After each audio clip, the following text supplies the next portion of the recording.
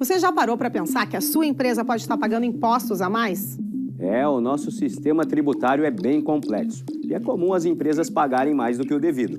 Saiba que é possível recuperar os valores dos últimos 5 anos e reforçar o seu caixa. A Fortus Tax é especialista no assunto e já ajudou muitas empresas nos seus 18 anos de atuação. E o mais importante, você só paga pelo serviço depois que o dinheiro estiver na sua conta. Fortus Tax. Pagar o justo é o nosso forte.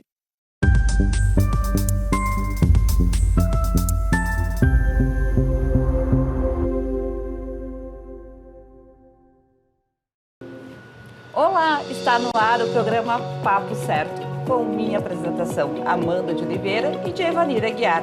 E no programa de hoje o assunto vai ser sobre psicologia. De segunda a sexta, neste mesmo horário, estamos aqui e falamos sobre empreendedorismo, economia e diversas áreas do direito. No Papo de Saúde, o tema é a Síndrome de Estocolmo. Nossa convidada de hoje é a doutora Desirê Dragon, é psicóloga forense, especialista em avaliação psicológica, mestranda em psicologia da justiça. Muito obrigado pela sua presença no programa de hoje. Muito obrigada pelo convite, Amanda e Evani. Vai ser um prazer falar sobre a Síndrome de Estocolmo aqui hoje. Seja muito bem-vinda, então, doutora Desirê.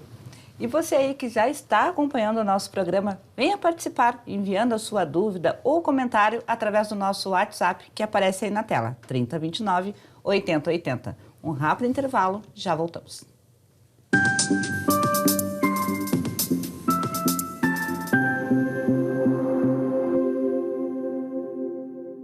Tá difícil encontrar o profissional certo para a sua empresa? Precisa de alguém detalhista para aquela vaga no financeiro? Quem sabe um criativo para o marketing? Ou ainda, alguém focado em resultados? A Fortus RH utiliza técnicas de seleção e processos estruturados, realizando entrevistas e aplicando provas e testes específicos. Tudo isso para buscar a pessoa certa para a vaga certa. Fortus RH. Conectar pessoas é o nosso forte.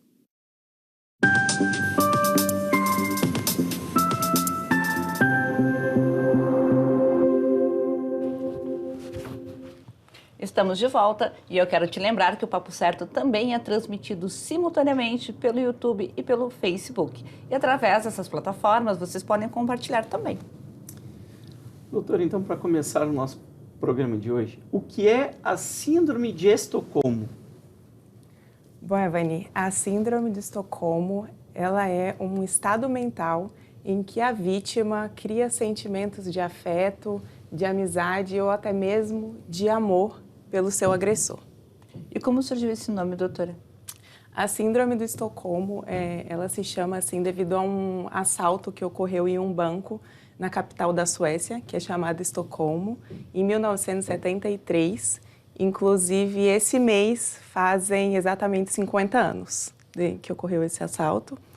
E foi um assalto que durou 6 dias, foram feitos 4 reféns, 4 funcionários do banco. E durante esses 6 dias, os agressores e as vítimas construíram uma relação de afeto em que eles passaram muito tempo juntos, então, consequentemente, eles fizeram ali uma relação que ficou muito evidente, principalmente para a mídia que emitiu ali a opinião durante esses 6 meses. Eles cobriram esse assalto durante esses 6 dias, que aconteceram. E ao final do assalto, as vítimas elas estavam tão conectadas aos seus agressores que elas fizeram questão de não deixar que eles saíssem desprotegidos, né, depois que eles se renderam. Então, eles fizeram um cordão humano para protegê-los no momento da saída do banco. Então, faz sentido dizer que La Casa de Papel, a série, foi inspirada neste acontecimento? Tem muitas questões ali que envolvem, sim, a Síndrome de Estocolmo. E a gente pode dizer que a Síndrome de Estocolmo é uma doença? A Síndrome de Estocolmo não é uma doença reconhecida nem pelo DSM-5, que é o Manual Diagnóstico Estatístico de Transtornos Mentais, nem pela CID-11, que é a Classificação Internacional de Doenças. Mas ele é um termo muito significativo porque ele explica psicologicamente questões que nós geralmente vemos num imaginário popular como a falta de vergonha na cara, né? O porquê a gente consegue entender psicologicamente por que a vítima permanece ali com o agressor, por que a vítima muitas vezes não denuncia, ou por que a vítima retira a queixa, né? Tudo isso envolve aspectos psicológicos que podem ser explicados ali pela síndrome de Estocolmo. Mas tudo indica que futuramente vai ter um enquadramento. É bem possível, né? É possível. Com a sim. evolução que a gente vê nos últimos anos, com a melhor identificação aí, por conta de muitos estudos, não é? De várias síndromes. Eu sou um curioso, fui pesquisar, né, doutora, antes do programa sobre as síndromes, e eu percebi que nós temos N síndromes que a população em geral desconhece e que são muitas muito recentes, não é? Então, acreditamos que até por uma forma de tratamento público mesmo, né, doutora? Vai ter essa identificação ali, qualificação. Né? As síndromes são chamadas assim e não de doenças, justamente porque elas são sintomas e não têm uma causa específica, né? Assim como as outras doenças têm causas mais específicas. Então, por isso essa é a diferença. E a síndrome de Estocolmo, em que situações que ela pode acontecer ou que normalmente vem a acontecer? Amanda, ela geralmente acontece em situações de tensão, onde tem medo ali envolvido. Né? Então, por exemplo, num assalto prolongado, num sequestro ou inclusive em relações afetivas também pode acontecer. É importante que a gente perceba que essa agressão ela leva um tempo mais prolongado.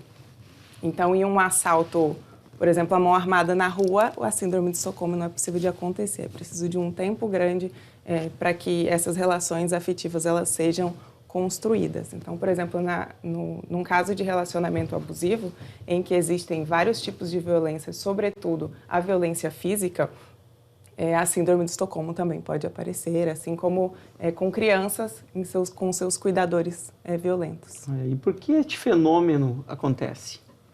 Ele acontece porque é uma maneira da vítima, de forma irracional, a vítima se identifica com o seu agressor e tenta fazer com que ele não sinta um desagrado. Então, ela tenta agradar o agressor ao máximo, justamente para que ela consiga encarar aquela situação da maneira mais confortável. Uma forma de proteção, talvez? Exatamente. Né? Da forma que ela reage, ela não faz com que o seu agressor se sinta desconfortável e assim... E que piore aquela situação. Exatamente. Uma forma de defesa, talvez. E desses casos que tu trouxe aqui, que são sequestros e também assaltos, que são os mais curtos, desses que tu citou antes, quais os casos que mais acontece a síndrome? A síndrome do Estocolmo, geralmente, ela acontece mais recorrentemente, porque também é em número maior nos casos de relações abusivas. Incrivelmente. Veja bem. Quanto conteúdo bom nesse programa de hoje, hein? E quais são as características dessa síndrome, a síndrome de Estocolmo? Bom, a principal característica da síndrome de Estocolmo é a criação de um afeto positivo, né, de uma vinculação positiva com o agressor. E, em contrapartida, um afeto negativo para com as pessoas que tentam, de alguma maneira, separar a vítima do seu agressor. Então, sejam os familiares, né, no caso de relações afetivas, seja as autoridades policiais ou judiciais em casos de crimes. A vítima defende o agressor, Exato. mesmo contra outras pessoas que a estão defendendo. Exatamente. A vítima defende o agressor e, em muitos casos, inclusive após a libertação, a vítima ela continua nessa situação sindrômica e ela continua defendendo e muitas vezes ela quer estar em contato com o agressor. Mesmo que isso possa gerar alguma violência contra ela. Exato. E essa síndrome ela é comum, doutora? Nós não temos dados estatísticos fiéis, né, que nos tragam números, mas eu não diria que é uma síndrome rara. Muito bem. E existem casos aí conhecidos em que a vítima demonstrou padecer da síndrome, casos conhecidos? O caso mais conhecido sobre a síndrome de Estocolmo é o caso da Patty Campbell, que era uma moça de uma família muito bem estruturada, ela tinha o financeiro da família era muito bom e ela ela foi vítima de um assalto a banco e foi sequestrada nesse momento. E após um período de tempo que ela passou com seus agressores, após a libertação, ela decidiu permanecer com os agressores. Então, ela foi morar com os agressores e, inclusive, participou dos outros crimes que foram cometidos em conjunto. A gente vê isso muito em filmes, não é? Mas fatos da vida real também, muitos fatos não são trazidos, não é mesmo, doutora? O caso da Patrícia Abravanel, a filha do Silvio Santos, também foi muito especulado pela imprensa, né? De que ela estivesse sofrendo ali, de alguma forma, a síndrome de Estocolmo, em virtude da maneira como ela se direcionava aos agressores, da maneira gentil como ela falava sobre eles, enfim. Mas não era. Não se sabe, não foi diagnosticado, mas foi muito especulado. E a gente não precisa ir muito longe, nós temos também os casos de histórias infantis. Então, por exemplo, A Bela e a Fera, né? Bela e a Fera. Que a Bela se apaixona pelo seu agressor, seu sequestrador, que é a Fera, e ali, de uma maneira muito natural, a percepção do monstro na visão da Bela, ele vai se transformando em outra pessoa, né? Uma pessoa mais gentil, uma pessoa delicada, uma pessoa que não é bem compreendida, até o momento em que ela se apaixona por ele e eles se casam, enfim. É incrível como o primeiro sentimento que vem é o medo e depois ele se transforma em amor, em outros sentimentos positivos. Exatamente. É um mecanismo psicológico que a vítima encontra ali para ficar mais confortável naquela situação. Nossa. Pessoal, esse papo está muito bom, mas nós vamos fazer um intervalo de 30 segundinhos e já voltamos com a doutora Desirê Drago. Já voltamos.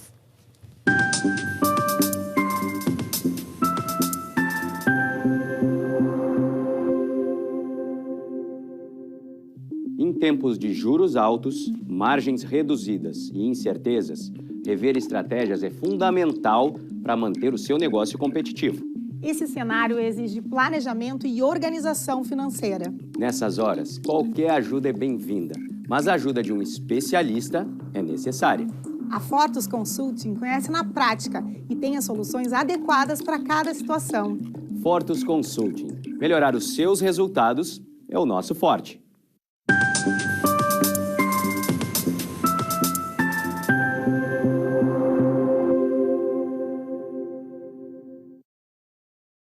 Eu quero te convidar para nos seguir nas redes sociais e também te lembrar que o programa é transmitido pelos principais canais digitais, NET, Claro, Vivo e Tubarão.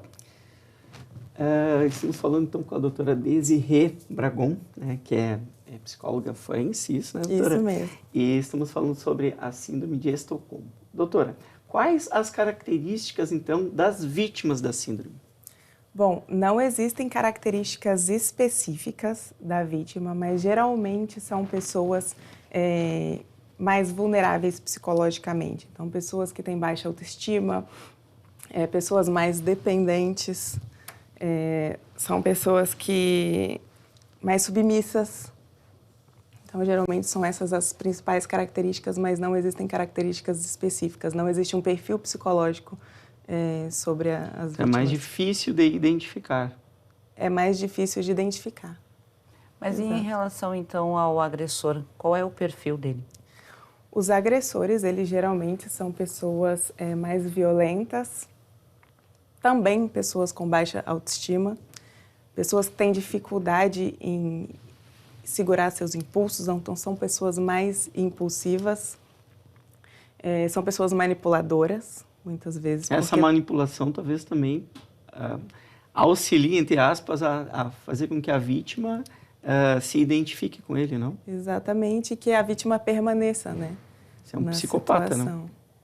não? Não necessariamente. Não necessariamente. Não necessariamente, mas pode acontecer, sim. E tu vê que o agressor, normalmente, ele faz isso de forma proposital ou tu acha que, normalmente, nos casos, isso acontece de forma natural? Nem sempre é de forma proposital. Geralmente acontece, sim, de maneira natural. Existem filmes que tratam deste tema, doutora, até para quem está nos assistindo, eles quiser conhecer mais e aí, quando estiver assistindo, identificar, aqui está acontecendo a síndrome de Estocolmo. Tem filmes que tratam desse tema? Temos sim. Um filme bastante famoso é o filme 3.096 Dias no Cárcere, se eu não me engano é esse o nome, que conta a história da Natasha Kampusch, que foi uma menina é que foi sequestrada aos seus 10 anos de idade e ela passou 8 anos com o seu sequestrador.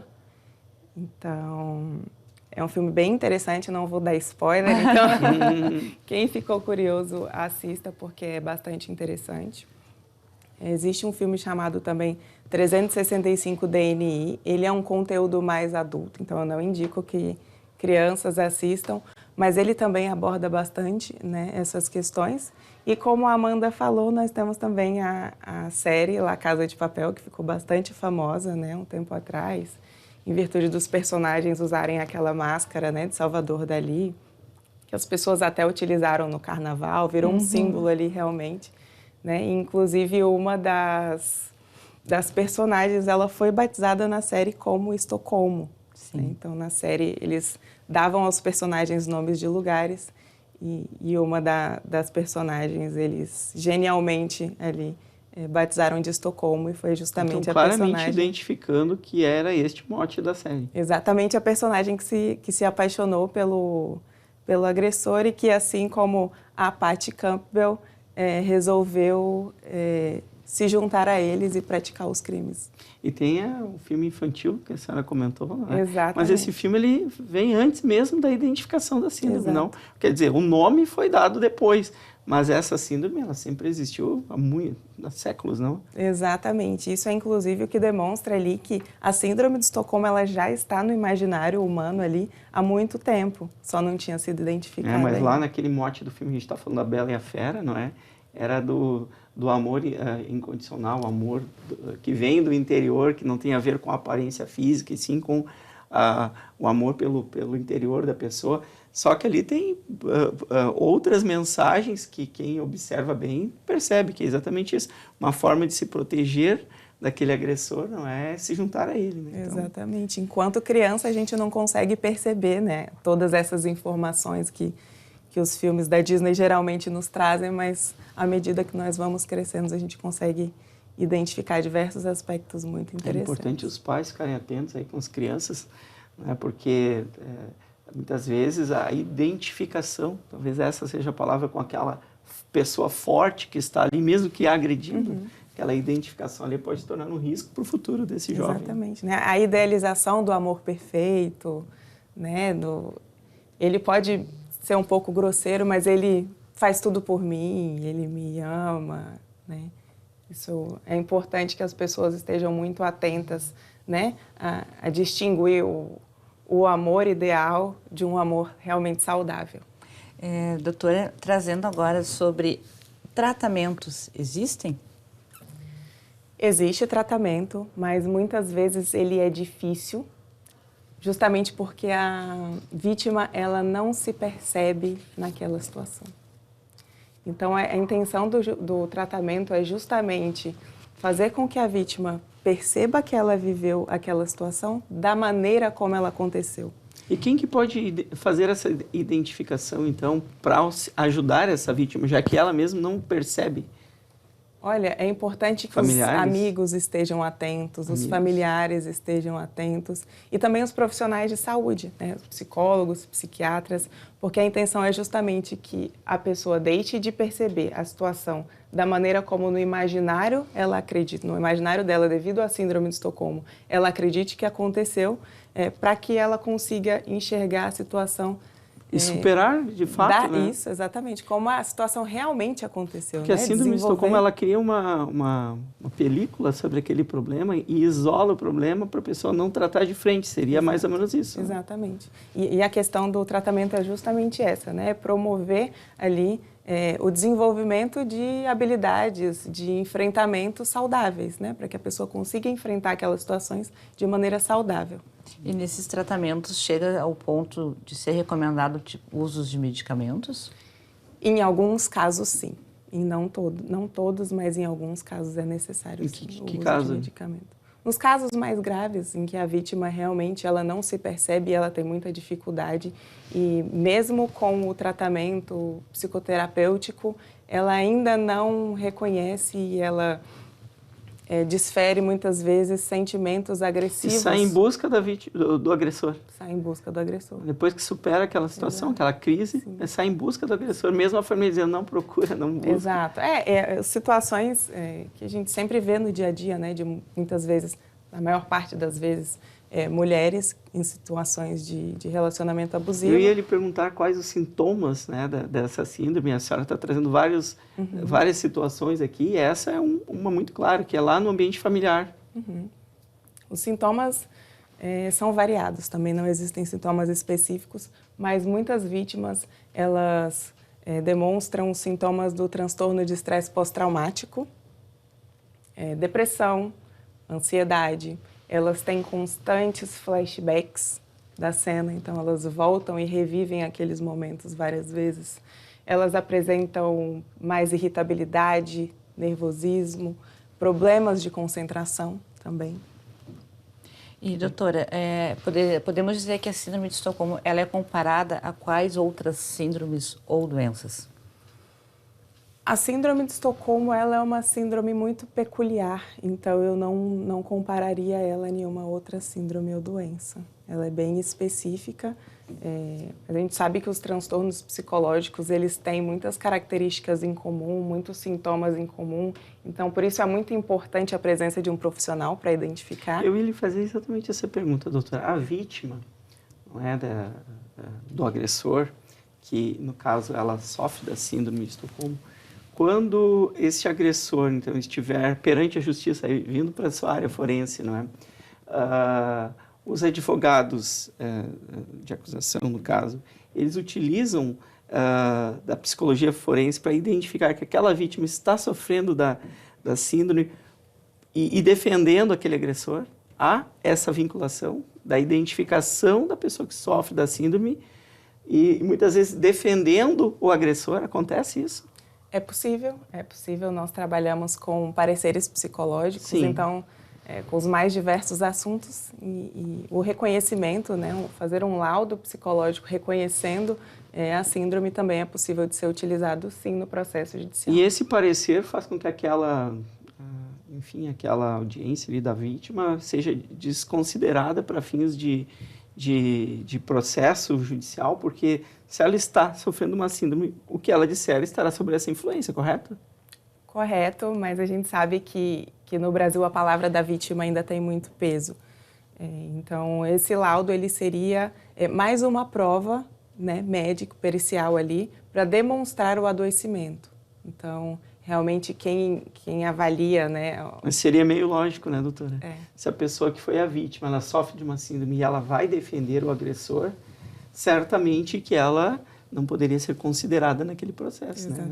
É interessante para a psicologia forense, né? Assim como nos casos de imputabilidade, semi-imputabilidade, em que a pessoa... Né, ou até nos casos cíveis também, em que a pessoa ela não tem capacidade de discernimento, a gente faz uma avaliação justamente para demonstrar que aquilo que está sendo posto não pode ser considerado como credível, como verossímil. Isso é utilizado pela promotoria? Isso é utilizado. Tanto, vai depender muito do caso, porque mas... vocês estão defendendo. Isso, exatamente. Tanto pela defesa quanto pela acusação pode ser utilizado. E no caso de processos criminais, o agressor tendo a síndrome de Estocolmo, aumenta a pena ou não diferencia? Olha, Amanda, eu nunca soube de um aumento de pena em virtude da síndrome de Estocolmo. Ela atinge tanto a vítima quanto o agressor? Ela atinge a vítima. A vítima, né? Vítima. Muito bem. E existe um ciclo que desencadeia a síndrome de Estocolmo, doutora?